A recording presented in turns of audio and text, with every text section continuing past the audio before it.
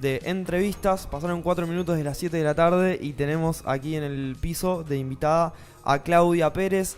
Ella es militante canábica y presidenta de la agrupación Madres Cultivadoras La Plata. Muchas gracias por venir, Claudia. ¿Qué tal? ¿Qué tal? Buenas tardes. Un gustazo. Antes de arrancar, ¿querés algo de Juana la Loca para degustar? Elegite lo que quieras. Bueno, dale. Está todo muy rico. Bueno. Lo que quieras. Podés elegirte un brownie si querés, te lo podés llevar a tu casa después, tranquila. Bueno. Gracias. Muy amable. Agradecemos nuevamente a Juana la Loca. La pueden seguir en Juana la Loca 221. Contanos, Claudia, ¿cómo conociste el cannabis y cómo te enteraste de sus usos medicinales y cómo es tu relación con la planta y cómo empezó todo? Bien, todo empezó en el 2016.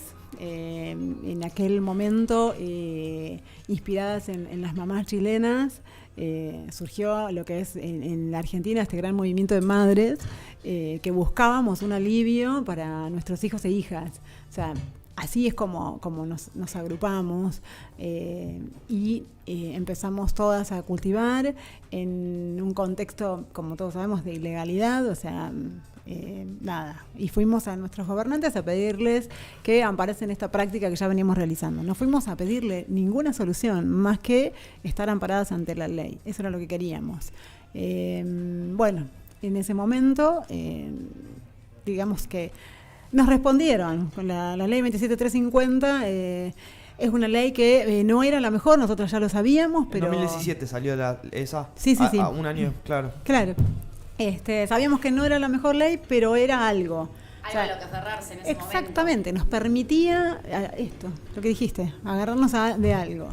No brindó ninguna respuesta ni ninguna solución porque en sí lo que generó fue como una mayor necesidad en la gente, porque la gente empezó a escuchar que la marihuana podía aliviar tal o cual síntoma, pero no tenía acceso de ninguna forma. Perdón, esta ley lo que permitía era el autocultivo y la investigación solamente para la epilepsia.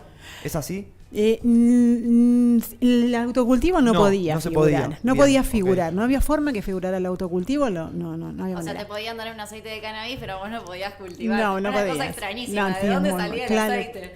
Por arte de magia.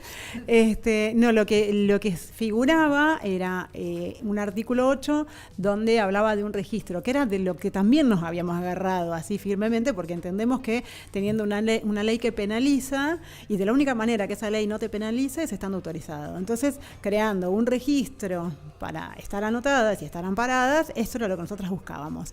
Cuando se reglamenta de una forma mucho más restrictiva, o sea, solo para epilepsia refractaria y para entrar en un programa para ser provistas por el Estado. O sea, en ese programa se habrán anotado unas 200 personas como mucho. Ninguna fue provista de nada. En Argentina. En Argentina estamos hablando, sí. Pero lo que permitió esa ley fue instalar más el debate, ¿sí? O sea, ya no había forma de mirar para un costado, ya no había forma de decir que la marihuana no servía, o sea, lo estábamos diciendo nosotras y nosotras nos exponíamos y exponíamos a nuestros hijos y mostrábamos la evidencia en ellos, cómo dejaban de convulsivar, cómo se conectaban mejor, cómo dejaban de tener crisis conductuales. O sea, o mismo los videos que se veían de las personas con Parkinson que dejaban de temblar, de tener todos esos movimientos. O sea, no había forma de negarlo. O sea, que lo que sirvió fue para instalar el debate, para meterlo en las universidades, para seguir debatiendo y en las mesas familiares también, ¿no? Pues yo digo, en realidad ahí es donde, para mí ese es el lugar donde hay que empezar. Después sí, ya en el 2020 se reglamenta la ley, ya sí creando el registro. O sea, lo que hoy todos conocemos como el ReproCan. Y bueno, ahí sentimos que la comunidad fue escuchada de alguna manera, que realmente fue escuchada, porque bueno, tener una posibilidad de cultivar legalmente era casi impensado ya. Así que, hoy tenemos, más de 70.000 cultivos legales autorizados por el Ministerio de Salud, ¿no? La única cuestión es que al estar bajo la órbita del Ministerio de Salud, del ReproCan, lo que es Ministerio de Justicia y Fuerzas de Seguridad, no se cruza la información. No se enteran de algunas cosas. No se enteran, o sea, seguimos teniendo allanamientos, seguimos teniendo detenciones. está bien, hoy ya se están generando capacitaciones a las fuerzas de seguridad, Ministerio de Justicia. Pero hasta que se enteren todos. Y es difícil. Yo digo, nosotros acá somos zona privilegiada, no quiero pensar lo que es al interior, no quiero pensar. Y lo que sí nosotras tratamos cada vez que tenemos un micrófono a mano es, ¿no?, tratar de concientizar en ese hecho. Cuando vos allanás y detenés a una persona, primero le causás varios problemas. El primero es generarle una causa. Después, la interrupción de un tratamiento. O sea, pensemos en la calidad de vida de esa persona, que se vuelve a desmejorar porque se le incautan todas, las plantas, los goteros, lo que tuviera se le incautan. Y por el otro lado, la mayoría de esas personas están al cuidado de alguien, y ese alguien es el que se va a ir detenido. Y la cantidad de recursos desperdiciados en algo que ni vale la pena. O sea, estás persiguiendo a una persona que lo está necesitando y estás desperdiciando un montón de recursos del Estado en perseguir a alguien que no tenés que perseguir. ¿Por qué? Y a veces, te lo devuelven y en mal estado porque ya es tarde, porque te arrancaron las plantas, porque... Y encima en caso de que te lo devuelvan. El mal momento que le haces pasar a la persona. Tal cual. Nosotros tuvimos un caso acá en La Plata que no fue nuestro, no fue de nuestra organización, pero lo acompañamos igual, que fue una abuela. El caso de Araceli Rea fue muy conocido. Ella cultivaba para su nietito, fue allanada por error, salvemos la cuestión, por error. Y sí, aparte, otra de las cosas que nosotros siempre recomendamos es esto: uno no se oculta. Viene la policía, bueno, sí, te muestro lo que tengo, cuídamelo porque lo uso, sí, o sea, si yo lo cuido, vos lo tenés que cuidar porque es para la salud y demás. Bueno, le incautaron sus plantas, se las devolvieron a los 15 días. Ella iba todos los días a visitar sus plantas. Nosotras, después de ese caso, redoblamos la apuesta y nos fuimos a Fiscalía de Estupefacientes, todas, a hablar con los fiscales, a esto, a informar, a contar, a asesorar, o sea, a educar. Exacto, hacerles saber. Yo no sé cómo es un contexto de narcotráfico, pero sí sé lo que es el contexto de un usuario personal, de un usuario terapéutico, y eso es lo que fuimos a contar. ¿Qué es lo que vas a encontrar en una casa? O sea, no vas a encontrar con 2 plantas, te puedes llegar a encontrar muchas más, te podés llegar a encontrar una cantidad de flores mayor a la que puedes imaginar, porque los tratamientos son crónicos y las personas a veces cultivan una vez al año y se tienen que abastecer para el resto del año. Esto de empezar a quitar la mirada de que el volumen te convierte en un narcotraficante, que las flores te convierten en un narcotraficante. Empezar a contar lo que significa... hacer un rescate en una crisis severa, o sea, que por eso podemos tener flores y podemos transitar con flores. De hecho, yo misma he tenido... Si querés. Dale. De hecho, yo misma he tenido que... Perdón, ¿eh? No, está bien, obvio. Estás hablando un montón, nos estás dando un montón de información deliciosa. Yo misma he tenido que utilizar un vaporizador para hacerle un rescate a mi hijo en el micro. O sea, yo digo, bueno... Porque el efecto es más rápido, ¿no? Exactamente. O sea, en una crisis, la que sea, se corta inmediatamente. O sea... Entonces era necesario. Él estaba teniendo una crisis conductual y de la única manera que lo iba a poder controlar, detener, estamos hablando de que mi hijo es un hijo adulto. O sea, era de esa forma. ¿Qué patologías tiene tu hijo? ¿Cómo se llama? Mi hijo se llama Darian. Él tiene una lesión cerebral de nacimiento. Esto le generaba, ya no las tiene, por suerte, le generaba convulsiones. Después, con los años, llegamos a un segundo diagnóstico, que es síndrome de Asperger, que esto ya le genera crisis de ansiedad, también desórdenes conductuales, trastornos de sueño, y bueno, y la medicación que también hace sus efectos negativos. Claro. Y bueno, todo esto se fue regulando. O sea, de hecho, las convulsiones, él empieza a utilizar cannabis a sus 23 años. O sea, también esto, ¿no? El recorrido que uno tiene con la medicación convencional, con una medicación con la que uno no está de acuerdo, pero no queda otra porque hay una situación clínica que resolver, entonces hay que hacer algo.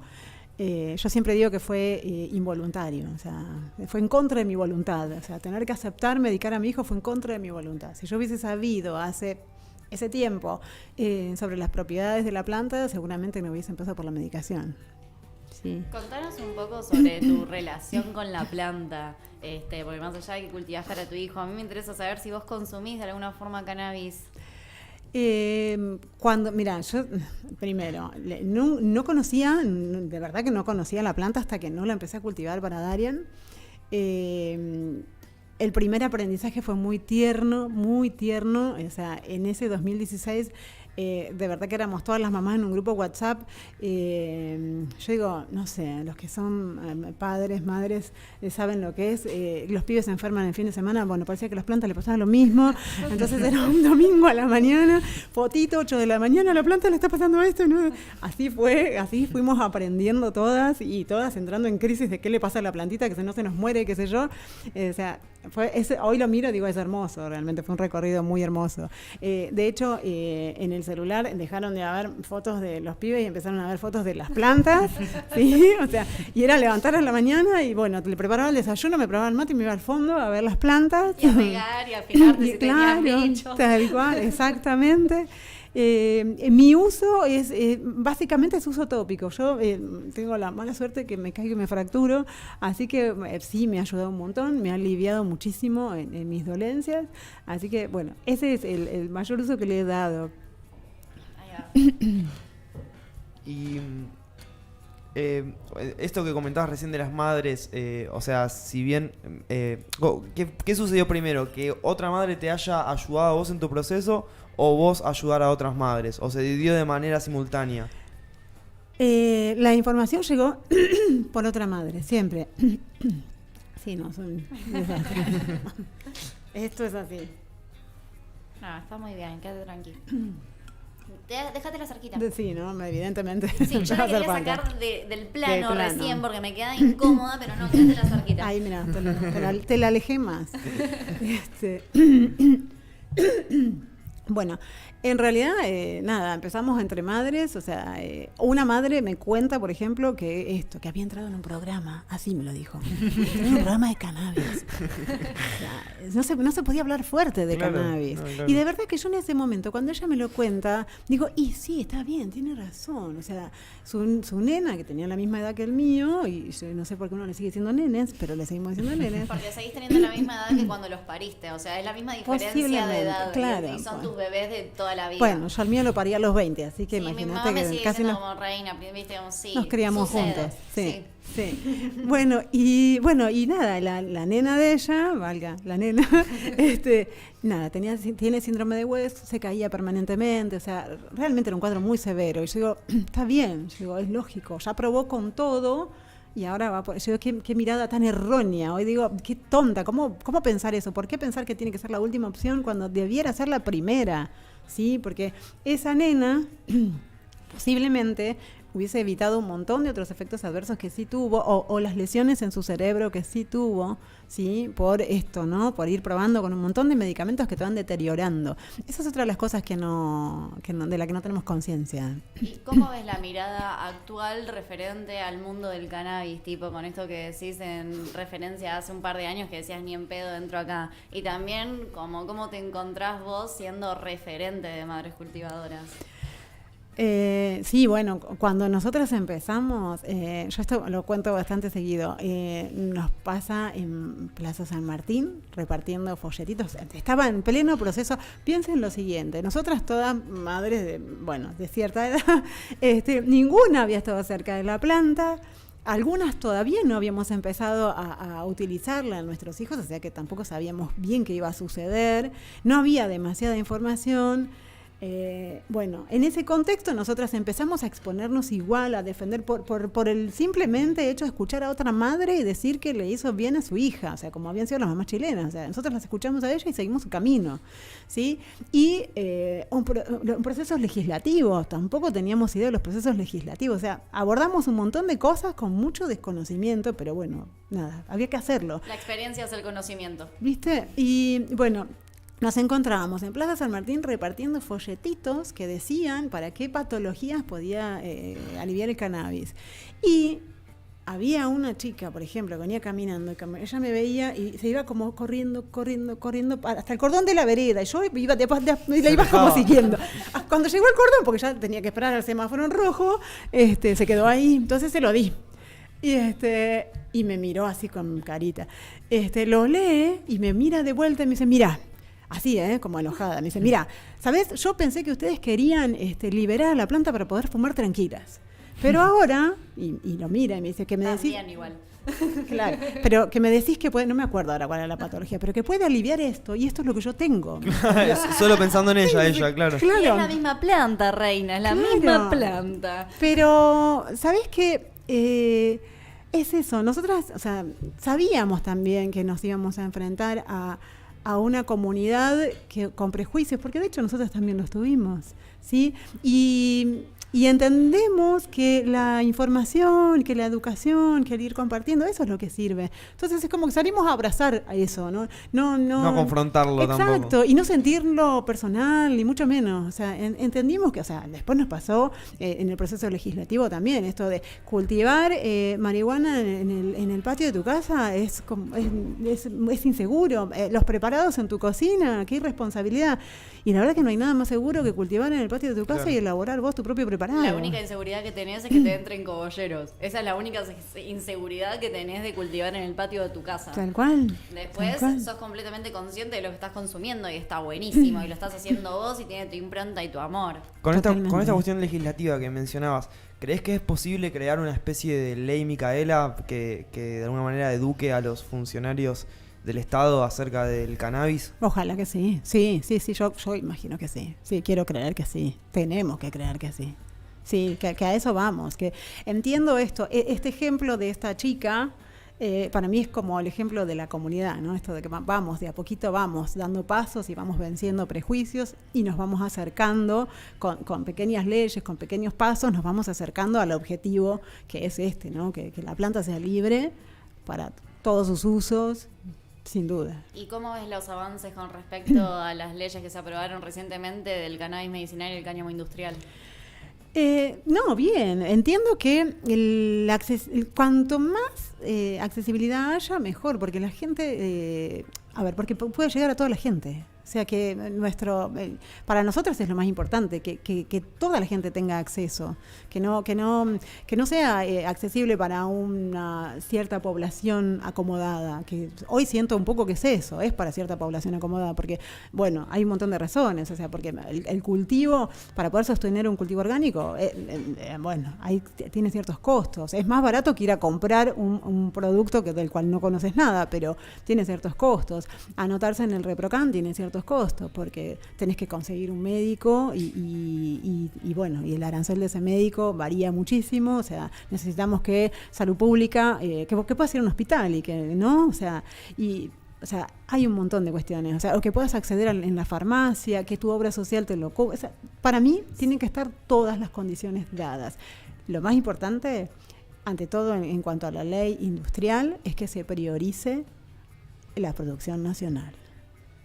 Que se tome muy en cuenta que es un país, primero que tenemos un montón de territorio muy rico en el cual se puede cultivar, tenemos un montón de gente con conocimiento que ha venido trabajando en la clandestinidad y merece ser reconocida. La producción nacional no solo del cannabis, sino de sus derivados, porque sucede mucho de que se produce, ¿no?, para exportar a Canadá y que lo hagan allá y después comprarle nosotros el aceite a los de Canadá, ¿es así? Claro. O propio el cáñamo, tipo producir nosotros mismos el cáñamo y a partir de ahí también producir las telas y exportar la tela, no exportar el cáñamo para que otras personas después industrialicen todo eso. Claro. Como también generar nosotros nuestra propia industria, y eso va a generar muchísimos puestos de trabajo que son más que necesarios en este momento. Totalmente. De hecho, como yo flasho mucho con el cannabis y que es como un zarpado potencial económico para este país.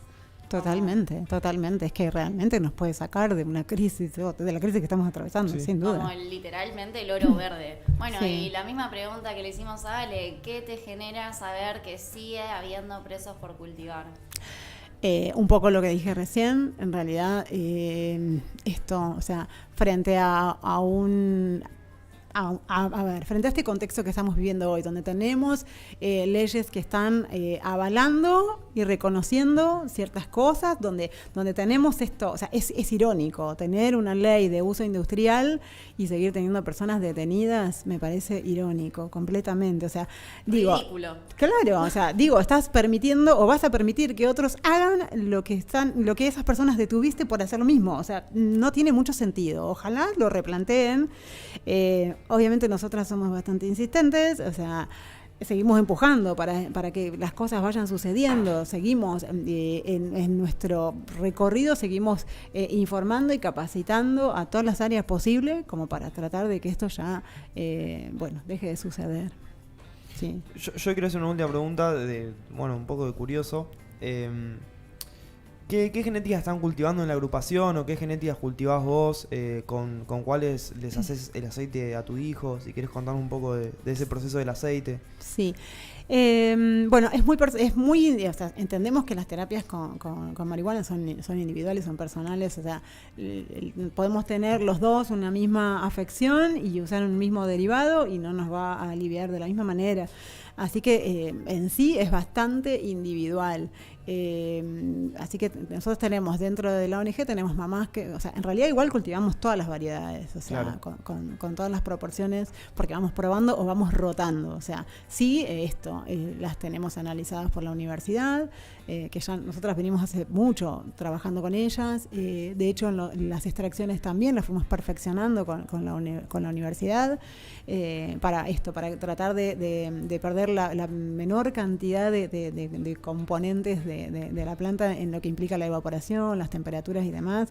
Así que en realidad tenemos todas las variedades. O sea, en el caso puntual de mi hijo, él usa varias combinaciones, depende su estado de ánimo, su día, o los tiempos del año. Vamos usando diferentes variedades. Sí, esto por ahí está bueno aclararlo. Cuando nosotros le hicimos el primer estudio para ver sobre sus convulsiones y que en los estudios sale que ya estaba libre de convulsiones, no estábamos usando variedades altas en CBD, como siempre se dice, ¿no? Que la epilepsia del CBD, bueno, no, estábamos utilizando una variedad muy alta en THC. Y con un CBD medio, digamos. Sí, medio bajo. Medio bastante bajo. Claro. Y estaban controladas. Mirá. Y hoy siguen controladas. Ya no las tiene más directamente. Qué bien, qué alegría. Sí. Qué alegría que algo que vos misma haces en tu patio, esto que decís, pueda salvar a tu hijo de tener convulsiones, que me imagino que no debe haber nada más desesperante como madre que ver que tu hijo está en esa situación y que si no haces nada no lo podés ayudar, como una salida hermosa y llena de amor. Pero aparte esto de verdad que tener, o sea, y hay otra cosa, no solo eso, porque nos ha pasado, perdón si me tiro. No. Habla todo lo que quieras. En esto de la observación, porque al ir observando y al ir viendo con qué variedades andan, o sea, ha sido todo un aprendizaje. Con esta variedad controlamos las convulsiones, pero con aquella otra variedad él está más tranquilo, duerme mejor, o sea, y eso nos lo dio el autocultivo. O sea, acceder a un derivado no nos hubiera permitido esto, ¿sí? O sea, nosotros rescatamos permanentemente el autocultivo, porque es de verdad que no somos las mismas de antes de empezar a cultivar, no somos las mismas. Somos otras completamente y hemos aprendido a observar y hemos aprendido a tener paciencia. Esto que decís, o sea, por mi hijo y mis vecinas, que ni te cuento, las cremitas que reparto con mis vecinas porque todas vienen con alguna dolencia de algo. O sea, esto de ser útil para la otra persona, eso es más maravilloso todavía. Muchas gracias, Clau, por venir, por acercarte, por toda la charla hermosa que nos diste y por tu militancia de hace tantos años. Es hermoso si al día de hoy tenemos tantos derechos y todo, es porque hace un montón de años personas como vos empezaron a luchar y a militar, y gracias por todo este camino recorrido, y ojalá que siga siendo así, en expansión y cada vez mejor. No, gracias a ustedes, porque realmente mucho de lo que nosotras logramos ha sido por todos los medios que siempre han acompañado. Bueno, pueden seguir a Madres Cultivadoras Argentinas, es el Instagram todo junto. Ahí tienen posteos informativos, tienen publicaciones. ¿De qué se trata un poco la página? Sí, vamos publicando información. Nosotras hacemos talleres, cursos, reuniones abiertas de contención, de acompañamiento. Tenemos ahora el 23, tenemos un taller de cultivo y extracción, así que bueno, está bueno que la gente se pueda acercar e informarse. Bueno, muchísimas gracias por venir. Ya te estaremos llamando algún día pronto de nuevo, seguramente. Por favor, espero ese llamado. Muchas gracias, Clau. ¿Qué nos